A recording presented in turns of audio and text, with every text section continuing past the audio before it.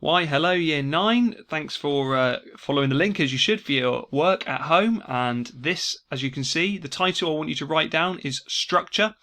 This lesson is following on from the one that you did yesterday, the one which had a YouTube video from Penrice English, and it asked you to use that knowledge organiser to write down and sort of revise and then do the quiz on some of those structural methods. Now those are ones that we did see earlier in the year, so this is sort of a bit of revision if you like, and ultimately this is actually for your English language GCSE, like a lot of the work you've done recently. So the poetry was literature, this is language. My intention is to try and get through this as quickly as I possibly can so you can crack on and have a go at the work yourself, but also I wanted to do this as a video because I think it just might give you that extra little bit of support you might want and need.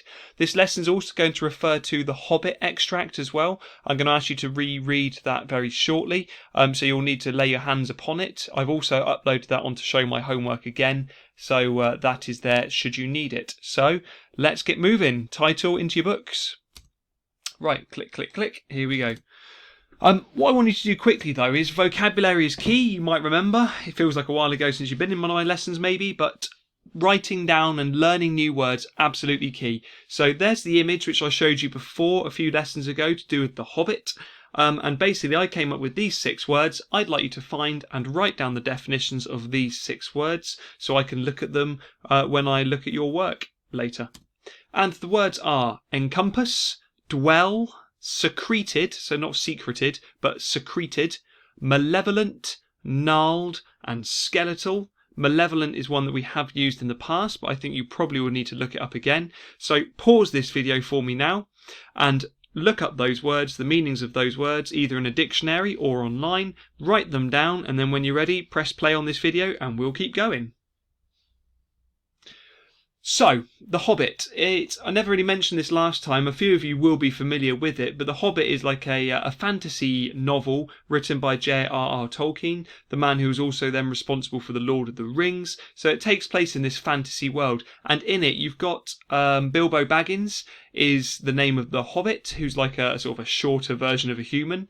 And he's off on an adventure, on a quest. And the bit you were reading, this mystical place, is part of his journey. It's the woods. What you need to do absolutely now, there's no point just going, oh no, I won't do that, I'll just keep watching the video. You really do need to pause this now, because everything I'm going to do from here on in relies on the fact that you have reread the extract to you and you know what I'm talking about. If you just think, oh, I'll just go with it, you're not going to do as well. So guys, I'm sure most of you will. Pause this video now, find the extract, reread it properly to yourself, and as you're rereading it, just keep an eye on what it focuses your attention on as you're reading it. What are you being made to look at, if you like, by the writer? So pause the video now, please. And I'm assuming that you've now reread the extract to you, so let's keep moving with my lesson. Now, you should have rewatched the Penrice English video yesterday, which talked a little bit about language and structure. The key thing here is how we actually analyse a writer's use of structure. And what I've got to sort of try and show that to you, and what I would have done in class as well, is use a picture much like this. So these stepping stones, what you need to imagine is that this is a piece of writing. This is almost a big metaphor I'm using here for you. But the writer, we are here at the stepping stone nearest us here, and the writer wants us to get to this point, and to get to that point we have to go along those stepping stones. You can think of those stepping stones a bit like the chunks of writing, a bit like the paragraphs if you like, really, if that's a simpler way of looking at it. Those steps are the paragraphs that they are going to put in the middle to get us from the start point on this side of the river over the river to that end point. So what sort of things would you encounter? Well, these sorts of things should be familiar. So to get us to the ending, let's say that ending over on the other side is like a really dramatic cliffhanger type ending. The writer might shift our focus from the character. So they start by writing about the character and then they shift their focus from the character to the setting the character's in. So you could have like a really small hobbit in a really big dark wood, for example. And by moving from the hobbit, the small hobbit, to the big dark wood, you're making that small hobbit seem even sort of smaller and intimidated and vulnerable, maybe. Other steps, these are not all the ones in the extract that you just read, but you might zoom in on an important detail, like an object they're carrying maybe, or it might be like a noise or something, which is foreshadowing and giving us a hint of something that's going to happen later on.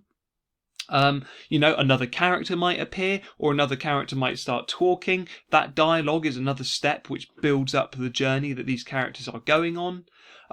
You can have this rising in tension. Maybe the writer then shifts to focusing on the weather or on another object or something. What you've got really going on between the nearest stepping stone and the end stepping stone, there are lots of shifts. And actually, if you're able to use the word shifts and shifts in focus, then you are using structural terminology and you will be given credit. You will be given marks. You will do well at your GCSEs.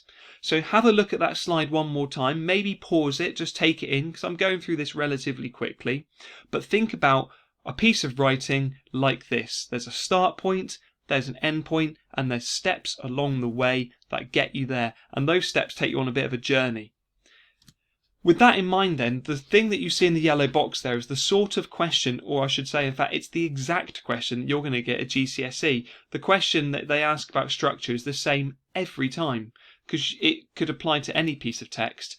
How has the writer structured the text to interest you as a reader?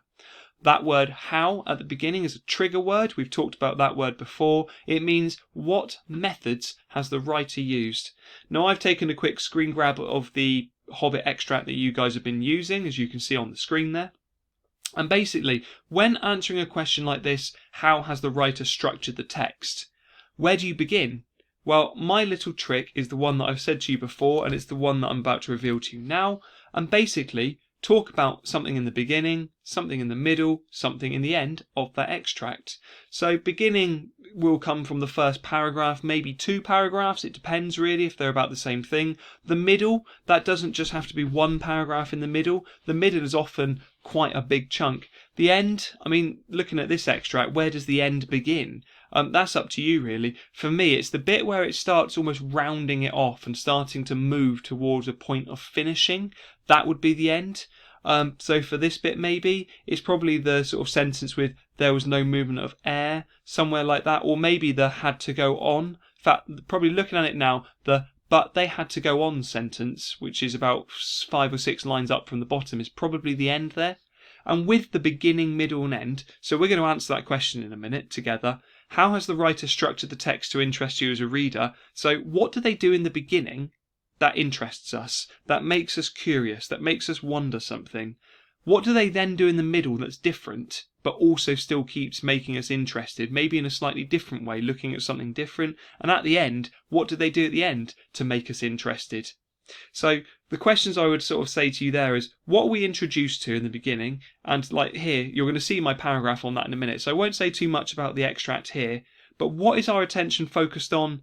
Why? Why focus our attention on that? What does that do? In the middle, what does it shift to? So does it move from, and I'm sort of giving it away a bit here, but does it move away from like the woods to actually like the animals and the noises in the woods? So it moves from description of what the woods look like to what's going on, the sounding like, and you've got like these extra details about the spiders. I mean, that makes it even scarier, makes us more worried. And at the end, what does it then shift to at the end? Because it doesn't stay on the spiders and the noises all the way through. At the end, it's about the lack of air movement and like they can't see the sun, and it's all of these sorts of darkness things. So it almost shifts to this idea of darkness and a focus on darkness. And then you could say why. So what I've tried to talk you through there is the beginning, middle and end of that extract, but what we see in the beginning, middle and end. And then what you will need to do, and which is your work I'm really asking you to do today, is having a go at writing an answer to this paragraph, which again follows this structure which we used a little bit earlier in the year, the what, how, why structure, which is what method, what quote, evidence, and why. What is the writer trying to do? What effect are they trying to have? So I've had a go at answering this one, as you're about to see. The blue, green, purple colour coding you're about to see inside the paragraph. I've underlined and put in bold key bits that you could use when you have a go at writing yours in a minute. So talking about the Hobbit extract, here I am. The question again, how has the writer structured the text to interest you as a reader? So the writer has opened the extract by, and there's my method, by focusing our attention on the setting. That's the method, that little bit there. By focusing our attention on the setting, which includes lots of dark descriptions of the woods. So I need to say what it is. So it's not just the setting.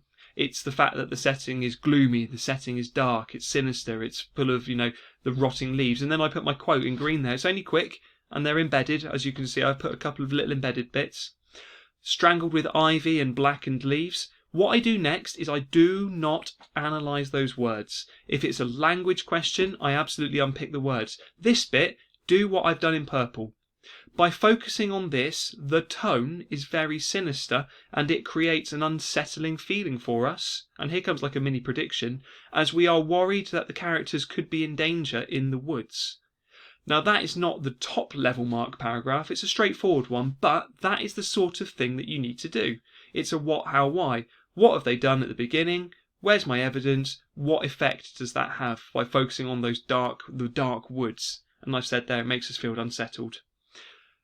That one you can pause, you can look at yourself, use the underlined bits if you can to help you structure your paragraph. You are about to try and produce for me now 2 more paragraphs which look like this. So when I'm looking at your work and the photograph you upload, please, I want it to sort of be 2 paragraphs roughly the length of those ones. Make sure you follow the steps. A few of you, when you've been doing your pairs in the past, those paragraphs didn't follow the steps. You sort of just gave up and did your own thing. Try and follow mine as close as you can.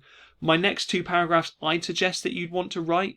The next paragraph, it sort of shifts the focus onto like the woods being even darker. But I also mentioned you could talk about the noises in the woods. You could talk about the spiders. What's being foreshadowed maybe. That's another structural method. And finally, the other bit, the second paragraph you could write, again the word is shifts our focus onto the fact it feels like we're going to be suffocated. It's dark. And what are we worried about? Make a little prediction.